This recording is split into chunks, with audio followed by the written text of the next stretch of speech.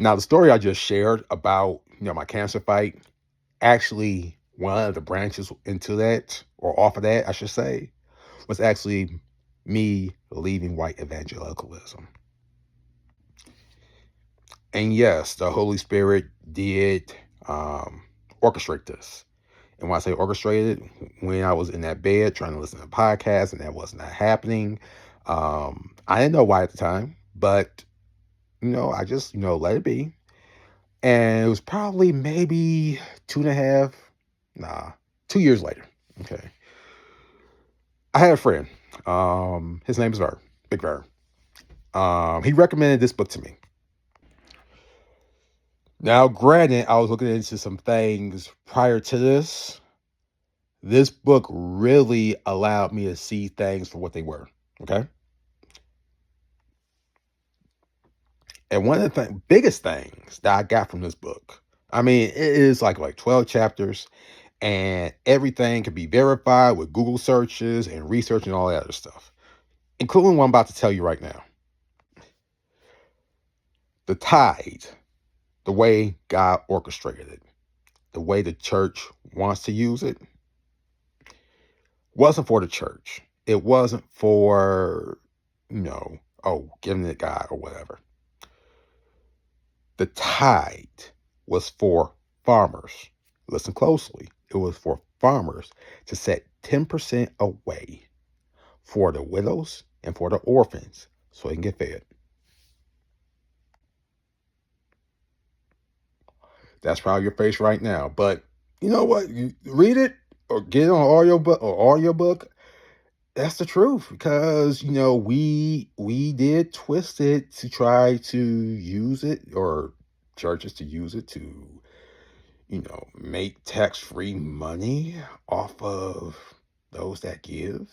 Um, I'll let that be.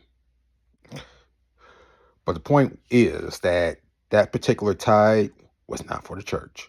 But if you really break it down, what God instructs us to do was for us. All right.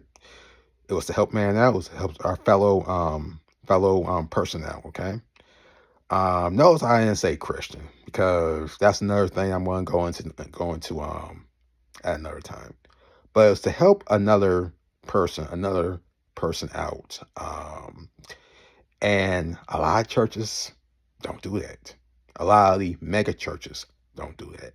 A lot of the white evangelical churches don't do that.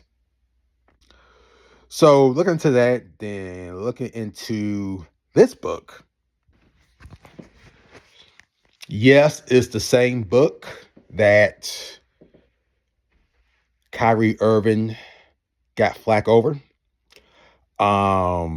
There is a lot of truth in this book if you actually do Google searches. Again, if you know it's a common thing with me, search once you read or search as you read. Do not take it as fact.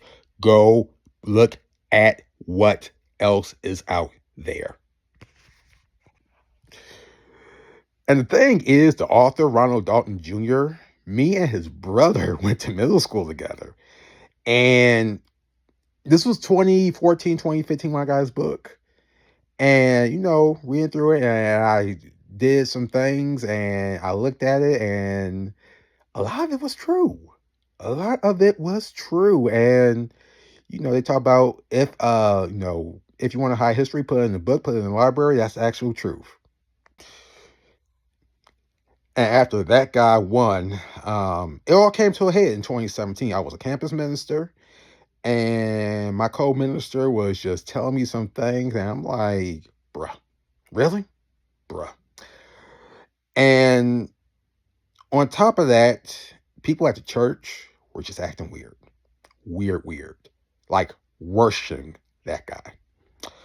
But it came all to a head in June of 2017. I was sitting at this particular church, listening to this particular minister during this particular convention. I am not saying names. You know why? Lawsuits. I don't have the money to pay for them. But that said, I looked at this guy and I thought I saw, man, ain't no thought. Let me back us up. I know I saw the devil coming out of him, features and everything. And it really took me aback and it told me that I had to go. And I did go. I left my position as a campus minister and I left the church. And people were like, why? I mean, the why came, a lot of people didn't, a lot of millennials saw it, but they didn't leave then. Some were leaving then, but there was a lot of fallout once the pandemic hit. Now, I might overlay this because I might remember which pastor did this later.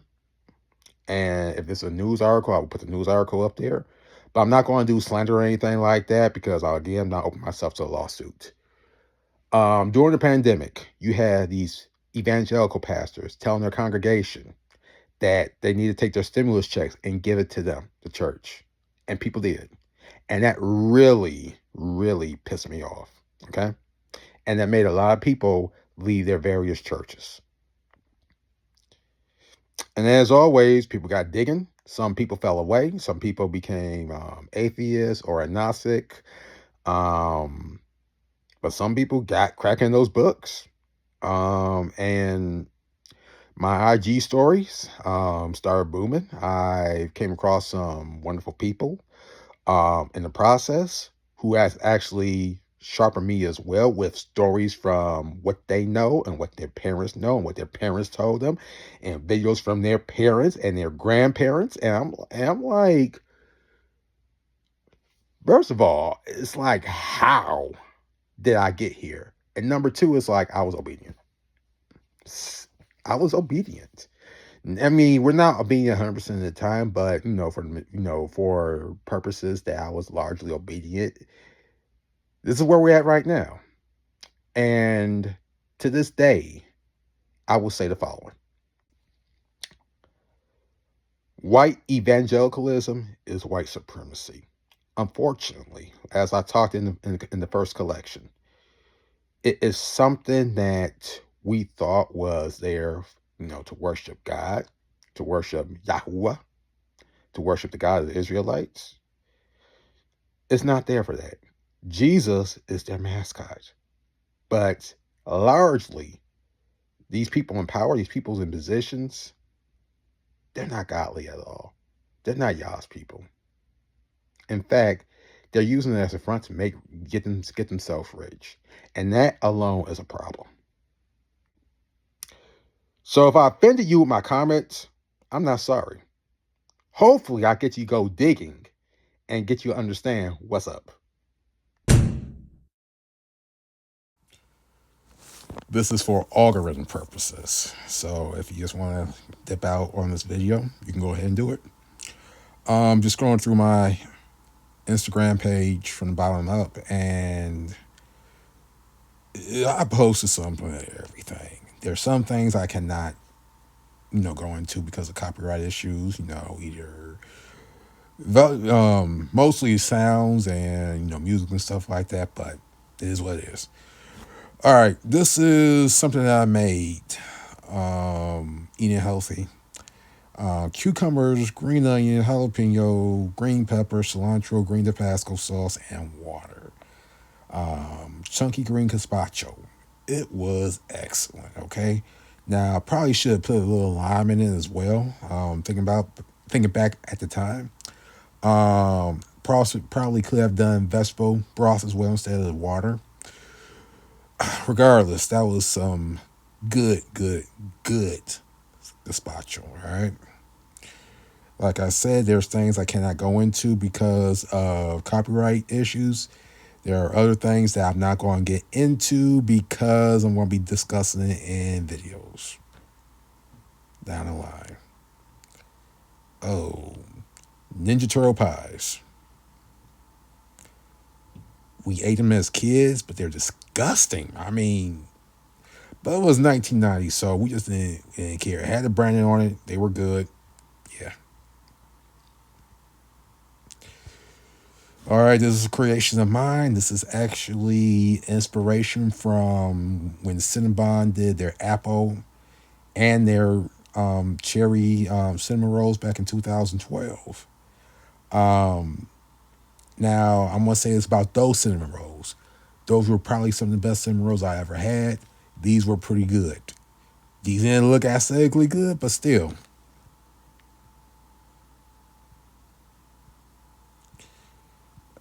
Man. Just going through this stuff.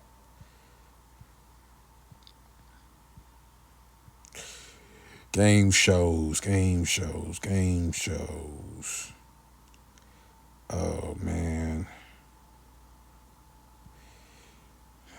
Right. Is that? Yeah. That was 2014. Okay. We didn't beat Oregon that year. We beat them the next year, but that was still pretty funny.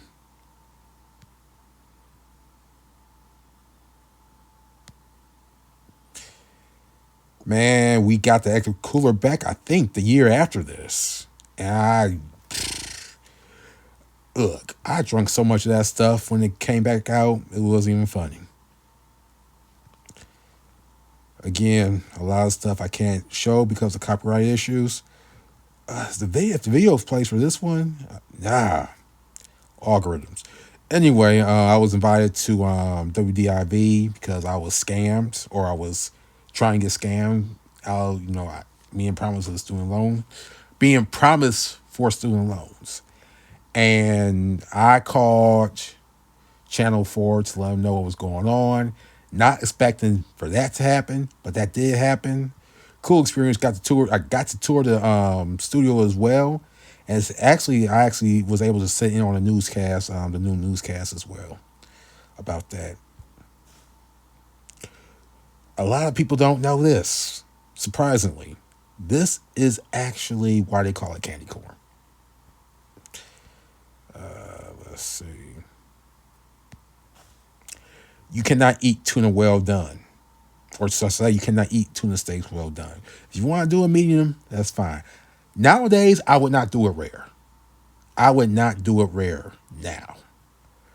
But that is rare. Going back. Oh, man. Just going through this.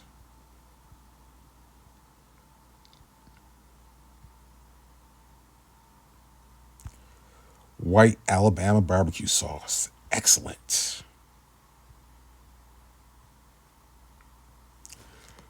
I'm not even going to say what happened when I put a little bit. Actually, I didn't even put a little bit. I put 2 flakes in a pot of chili.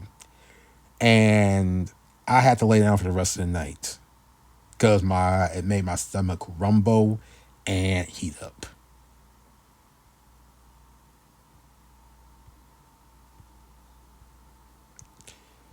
Oh man, so much food on here too.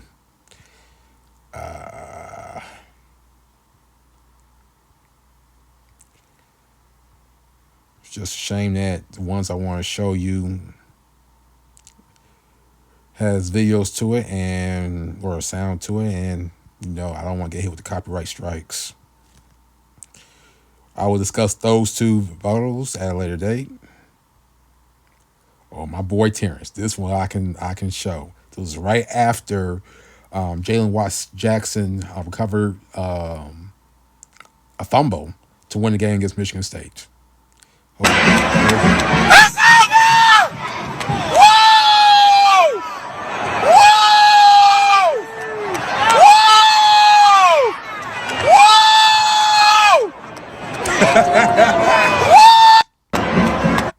That pause always gets me. It's been 10 years. It's going to be 10 years this year. That always gets me.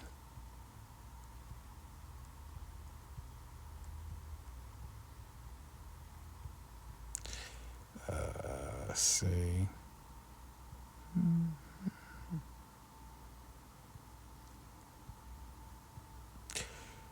Yeah, again, a lot of stuff not copyrighted or copyrighted and I can't show. This one. All right, go ahead. Last event at the palace. Thank you. So we're going to the right. Okay.